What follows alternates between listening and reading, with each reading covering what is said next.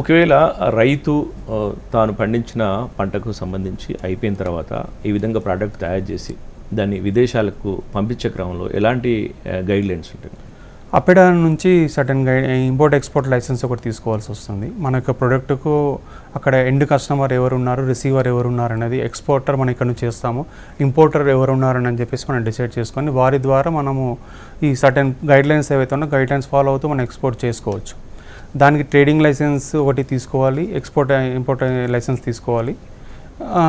అక్కడ ఉన్న super markets కానీ, అక్కడ ఉన్న కంపెనీస్, ఫుడ్ ప్రాసెస్ జోన్స్ కానీ వాటితో టైఅప్ అయితే మన ఇక్కడ నుంచి ఎక్స్పోర్ట్ చేయడం పెద్ద సమస్య కాదండి. సో డైరెక్ట్ రైతులు ఇప్పుడు ఫార్మర్స్ ప్రొడ్యూసర్స్ కంపెనీగా ఎస్టాబ్లిష్ చేసుకొని అక్కడ వారితో టైఅప్ అవుతున్నారు. టైఅప్ అయ్యి ఎంత క్వాంటిటీ అనేది చేయగలుగుతున్నారు. ఇప్పుడు సపోజ్ మహబూబ్నగర్ డిస్టిక్లో నవాబ్పేట అని ఉంటుందండి. నవాబ్పేటల దగ్గర కొన్ని విలేజెస్లో కాటేజెస్ ఇండస్ట్రీస్ అని అంటారు. చిన్న హౌస్ అంటే ఇళ్ళల్లోనే ఇండస్ట్రీ మాదిరిగా ఎస్టాబ్లిష్ చేసుకొని ఈ విధంగా వాల్యూ అడిషన్ చేస్తున్నట్టు ఆమ్చూర్ చేస్తున్నారు అనమాట. వారి దగ్గరికి వచ్చి ఆల్మోస్ట్ 38,000 నుంచి 40,000 మనకు పర్ టన్ తీసుకెళ్తున్నారు. టన్ను ఆమ్చూర్ అంటే ఫ్లేక్స్, మ్యాంగో ఫ్లేక్స్, ఎండబెట్టిన ఫ్లేక్స్ని తీసుకెళ్తున్నారు. సపోజ్ ఆంధ్రాకు వెళ్తేనేమో తాండ్రా ఎక్కువగా టన్స్ రూపంలో బయటికి వెళ్తూ ఉంటుంది అన్నమాట.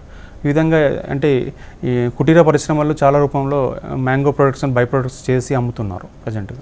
మీరు చెప్పినట్టు ఈ పరిశ్రమగా ఏర్పాటు చేసుకోవాల్సి వస్తే చాలామందికి ఉపాధి మార్గంగా ఉండే అవకాశం ఉంది. సో ఆ పరిశ్రమ ఏర్పాటు చేసుకోవడానికి గవర్నమెంట్ ఏదైనా సబ్సిడీలు ఇవ్వడం కానీ, లేకపోతే ఎట్లా ఏర్పాటు చేసుకోవచ్చు?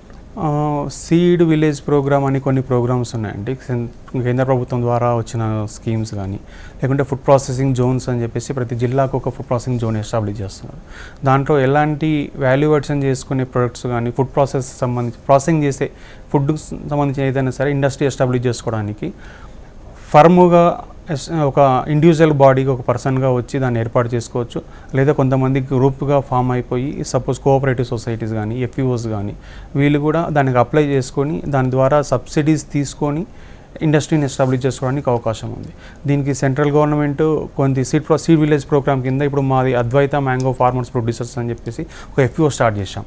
అది 384 మెంబర్స్తో మేము ఎఫ్ఈఓ స్టార్ట్ చేసుకున్నాము. మాకు సెంట్రల్ గవర్నమెంట్ నుంచి 60 lakhs worth food processing industry మాకు శాంక్షనింగ్ అయింది.